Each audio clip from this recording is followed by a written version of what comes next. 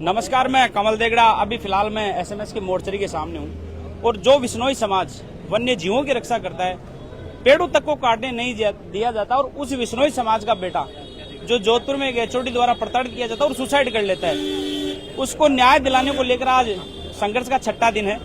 धरना प्रदर्शन लगातार जारी है। हनुमान बेनीवाल जी मौके पर हैं, निर्मल चौधरी हैं, अभिमन्यु पुनिया हैं, अनिल चोपड़ा जी हैं।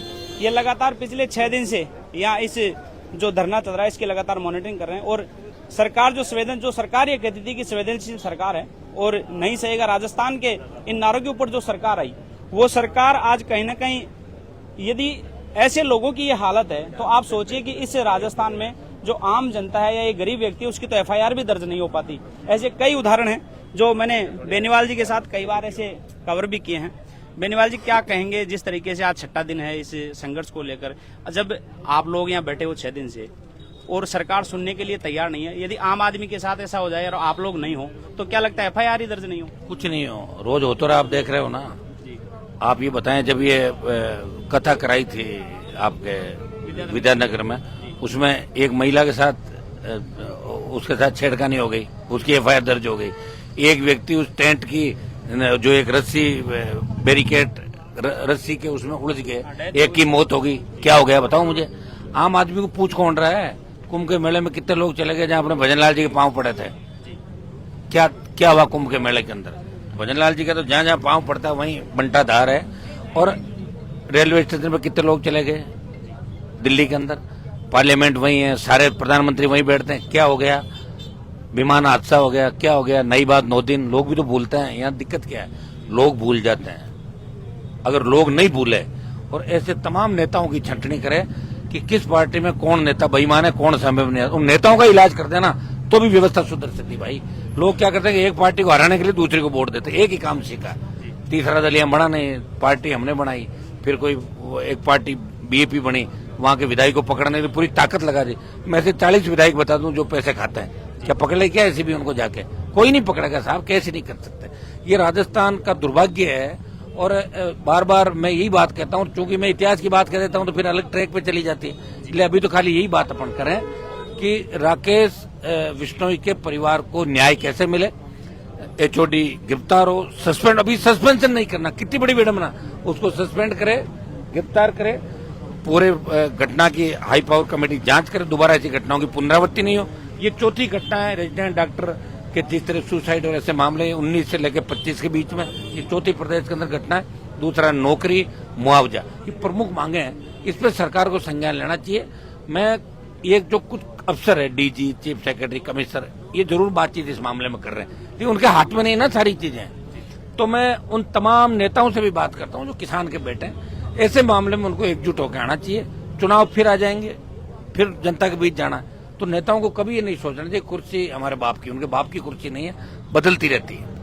उनको ये दिन हमेशा याद रखना चाहिए कि कैसे हम दरी पट्टी से कुर्सी तक पहुंचे। अगर सारे लोग इस बात को याद, भजनलाल जी के साथ एक दिक्कत है, उनको किसी दिन रट लगा दी कि साहब आप तो किसी से बात ही मत करो, इसलिए तो आरएस मेंस एग्जाम आगे सरकाने के लिए उन्होंने किसी से बात ही नहीं की। उन्होंने कहा आप किसी से बात मत करो तो मैसेज आएगा भजनलाल जी बहुत मजबूत है।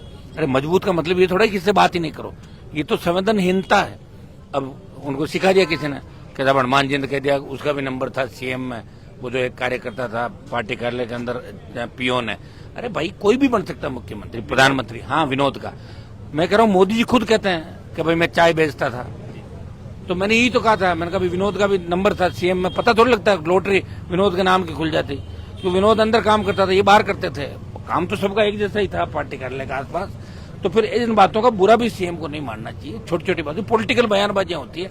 अगर इसी बात को लेकर आप करके बैठ जाओगे, मेरा व्यक्तिगत नुकसान करो ना, राकेश ने क्या किया, या हमारे एमएलए साहब बैठे हैं, दूसरे लोग बैठे हैं, हमारा कोई मामला हो तो उसमें मुकदमा दर्ज करके आप सजा करवा देना।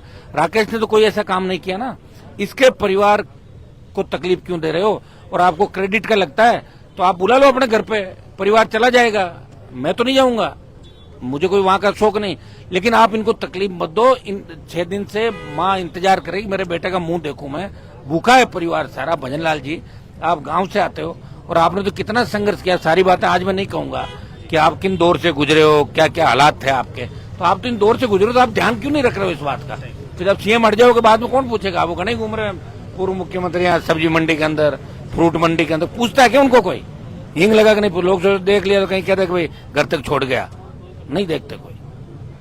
निर्मल जी, आपने यहाँ संघर्ष की बात की और आपके ऊपर मुकदमा दर्ज कर दिया गया, आप क्या कहेंगे? जी बिल्कुल, देखिए एक के बजाय ये चाहे 100 मुकदमे झूठे हमारे ऊपर कर दे, हमारे फर्क नहीं पड़ता। हम न्याय की यहाँ लड़ाई लड़ रहे हैं, सड़क पे बैठे हैं, आंधी तूफान बारिश का सामना कर रहे हैं और इस लड़ाई को हम मजबूती से लड़ेंगे। हमारा सब लोगों का एक ही मनसा है कि पीड़ित परिवार को न्याय मिले, राकेश बिश्नोई की आत्मा को शांति मिलेगी जब उनको न्याय मिलेगा।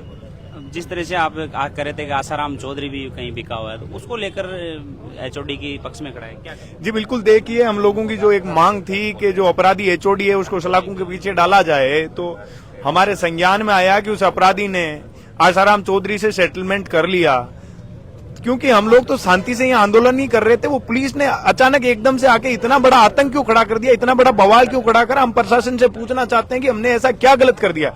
क्या लोकतंत्र में हमें हमारी मांग और हमारी आवाज बुलंद करने का हक नहीं है क्या? हक है, हम लोकतंत्र में जी रहे हैं, हम कानून को मानते हैं, लेकिन अन्याय को कभी नहीं मानेंगे और कभी बर्दाश्त नहीं करेंगे। तो ये कुछ चीजें हमारे सामने आई है कि आसाराम चौधरी ने ये भी कई बातें कही है कि जांच मेरे पास रहेगी, मैं ऐसे निपटा दूंगा, ये कर दूंगा, जांच मेरे पास ले लूंगा। तो इन सब चीजों का हम लोग कड़ी निंदा करते हैं, विरोध करते हैं। ऐसे भ्रष्ट अधिकारियों के खिलाफ कार्रवाई होनी चाहिए और इनको जिम्मेदार ओहदों से हटाना चाहिए ताकि ऐसी घटनाओं की पुनरावृत्ति नहीं हो, ये और कमजोर लोगों की आवाज नहीं दबा पाए, अत्याचार नहीं कर पाए। सोचिए, ये बात तो इतनी सामने आ गई, इतने लोग इसकी आवाज बन गए। ये ऐसे कितने कमजोर लोग होंगे जिनका इस दलाली से, इस भ्रष्टाचार से उनकी आवाज ही दबा देते हैं, उनकी आवाज ही बाहर नहीं निकलने देते हैं। अच्छा अभिमन्यु जी, आप तो गांधीवादी पार्टी के विधायक हैं और ये कहा भी गया कि गांधीवादी तरीके से धरना प्रदर्शन करके आप न्याय ले सकते हैं, फिर ऐसा क्यों किया गया? क्यों निर्मल जी के ऊपर एफआईआर दर्ज की गई आप लोगों को डराया? हम तो लगातार पीड़ित परिवार की आवाज को लेकर बैठे थे ना। जिस प्रकार से सरकार के जो पुलिस विभाग का रवैया रहा, वो रवैया एक तानाशाही तरीका अपनाते हुए उन्होंने जिस प्रकार से लाठीचार्ज करने का प्रयास किया, टेंट नहीं लगाने का प्रयास किया।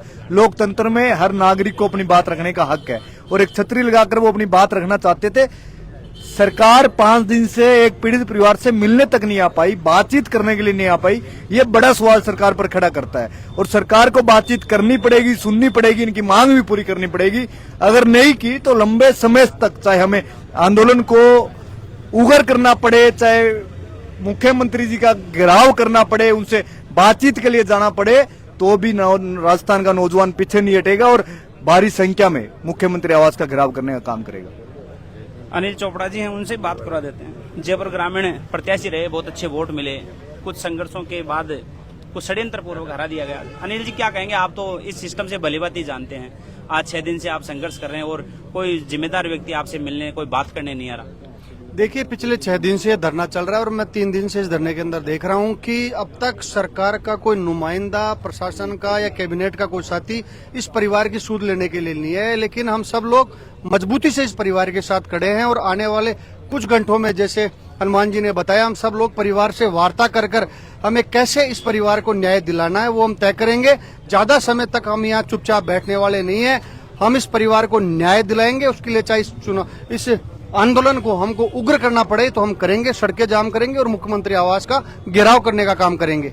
आप गांधीवादी तरीके से यहाँ आंदोलन कर रहे थे, क्या वजह रही कि पुलिस अचानक आती है, आप लोगों को धमकाया जाता है, फिर मुकदमा दर्ज कर दिया जाता है? देखिए, पुलिस प्रशासन के लोग समझ रहे थे कि ये सब लोग कमजोर लोग हैं, धमकाएंगे, पुलिस की लाठी चलाएंगे तो ये सब लोग भाग जाएंगे।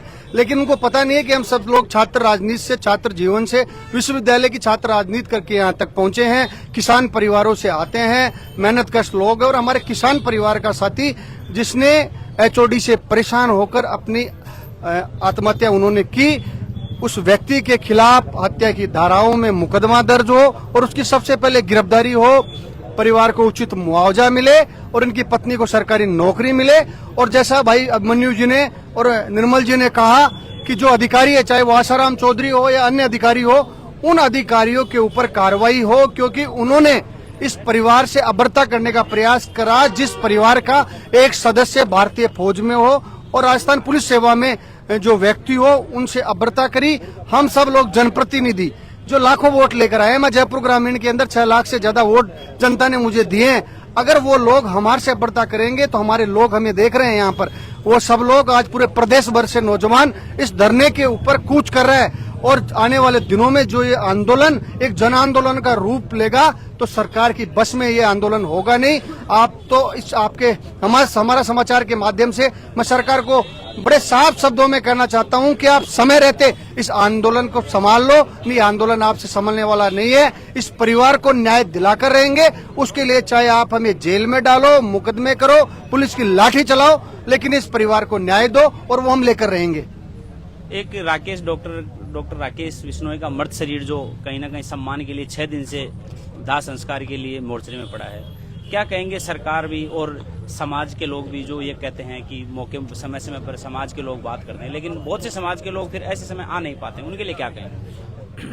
बड़ी सरकार को इसमें संवेदना होनी चाहिए कि एक सरकार का एक कर्मचारी, सरकार में डॉक्टर जो कार्य कर रहा था जोधपुर एसएम मेडिकल कॉलेज में, उसका शव यहाँ पिछले 6 दिनों से पड़ा है। और हिंदू रीति हमारे विष्णु धर्म में और हर धर्म में यही चीज होती है कि हम जब बॉडी होती है, जब तक दाग नहीं लगता है तब तक घर के लोग भूखे प्यासे रहते हैं। उसकी माँ में क्या बीत रही है, उसके परिवार में उसके बुजुर्ग दादा दादी है, उन लोगों में क्या बीत रही है। आज हम सारे लोग, सारे युवा साथी, सारे जनप्रतिनिधिगण यहाँ इसीलिए मौजूद हैं। सिर्फ 2 ही मुख्य मांग है हमारी ज्यादा, कि भाई उसके परिवार में किसी को नौकरी दी जाए, और जो मुख्य मांग है वो कह के एचओडी जो बदमाशी की, जिसकी वजह से उसने सुसाइड करी, उसके खिलाफ कार्रवाई हो, उसको अरेस्ट किया जाए, उसको सस्पेंड किया जाए। अब उसके अलावा तो हमारी कोई मांग नहीं। हम थोड़ी कह रहे हैं कि भाई राकेश के परिवार में से उसके वाइफ को कोई जोधपुर जिले का कलेक्टर लगा दो। भाई हमारी कोई अनैतिक मांग हो तो आप देखो कि भाई हम यहाँ अनैतिक मांग कर रहे हैं, यहाँ बैठ के दादागिरी कर रहे हैं, रास्ता रोक रहे हैं। हम तो एक वाजिब मांग कर रहे हैं, एक राकेश है उसको न्याय दिलाने की हम कोशिश कर रहे हैं। हम ऐसा नहीं कह रहे हैं कि हमको ये मांग चाहिए, वो हम मुद्दे की बात है और उस पर हम लगातार करते रहेंगे। मुख्यमंत्री जी से मंत्री जी से बात कर रहे हैं, पर निर्णय पे वो पहुंच नहीं पा रहे। लगातार हम वार्ता करें और समाज के लोग हर जगह से, जोधपुर से, फलोदी से, हर जगह से हजारों फोन आ रहे हैं उनको। अभी तक हमने बोला है कि रुको आप और कई लोग आज भी आए, कई लोग कल आएंगे। अब लगातार अगर नहीं होगा तो ये राजधानी का है, अगर मान लो हमें मुख्यमंत्री आवास की तरफ कूच करना पड़ेगा तो हम उसकी भी सारी विचारधारा यहाँ सारे बैठे लोग, उनके परिवार से हम वार्ता करेंगे और उस पर भी हम निर्णय करेंगे। बेनीवाल जी एक सवाल है मेरा, पूरा नाम लो आसाराम स्वामी। बेनीवाल जी एक सवाल है, अभी एक वीडियो वायरल हुआ था, एक कांस्टेबल के एक अधिकारी मार रहा था, उसमें कई पत्रकारों के मुकदमे दर्ज किए गए। उससे क्या कांस्टेबल के झुंझुनू में एक अधिकारी था, एडिशनल एसपी, जो मार रहा था और फिर उनको ये कहा गया कि ये तो हमारा निजी मामला था और उसमें कई पत्रकारों के खिलाफ मुकदमे। चलो आप ये बताओ, राजस्थान में कितने नेताओं ने उस बात को उस अधिकारी के खिलाफ बोला, वो भी आप बताओ। कोई नहीं बोला, बोला ना मैं, तो मैं ये कह रहा हूँ उस DYSP को सस्पेंड करना चाहिए जिसने महिला पुलिसकर्मी के पीछे से जोर से मारा। आप अच्छी तरह वीडियो देख लें कहाँ लगी थी। और फिर उस महिला पुलिसकर्मी को ये कहा गया कि अगर आपने ये बयान दे दिया तो ठीक रहेगा। तो उसने कहा कि मेरे मारी नहीं, मैं थी नहीं, मैं सुस्त थी, इसलिए मुझे साहब कह रहे थे कि आप जल्दी जल्दी चलो। तो भैया ये पुलिस की कौन करने वाला यहाँ पे है कौन? तो तभी तो कह रहे हैं भजन लाल सरकार, पोपा भाई का राज है राजस्थान के अंदर। क्या लगता है जिस तरीके से इन्होंने वादे किए नहीं सहेगा राजस्थान, आज पूरी तरीके से फलो में लोग? वो तो है ही, 100% है। अब इनको नहीं सहेगा राजस्थान। तो आप देखिए, ये डॉक्टर राकेश बिश्नोई का जो मामला था, जो उनकी आत्महत्या हो जाती है और लगातार पिछले 6 दिनों से संघर्ष के लिए यहाँ तमाम जो समाज के लोग हैं, सर्व समाज के लोगों ने वो यहाँ संघर्ष कर रहे हैं। और अभी फिलहाल में ये SMS की मोर्चरी है, आप देख भी रहेंगे बहुत व्यस्तम मार्ग है, लेकिन फिर भी कहीं ना कहीं इन नेताओं से ये उम्मीद है कि यदि कोई व्यक्ति है जो कहीं ना कहीं न्याय नहीं ले पाता है, तो इन लोगों के लिए जो ये लोग संघर्ष कर रहे हैं, धरना दे रहे हैं, लगातार अपनी जान पर खेल कर ये लोग काम करते हैं। और उसके बाद भी कहीं ना कहीं जो सरकार है वो 6 दिन से ध्यान नहीं देना, ये बड़ा ही एक विचित्र मामला है। तो इसमें हम भी सरकार से निवेदन करते हैं कि आप समय रहते इसमें ध्यान दीजिए और जो मर्द शरीर है, जो सम्मान के लिए कहीं ना कहीं संघर्ष कर रहा है, उसको, उस शरीर को भी न्याय मिले और उसका दाह संस्कार हो सके। सहयोगी नंदलाल शर्मा के साथ कमल देगड़ा,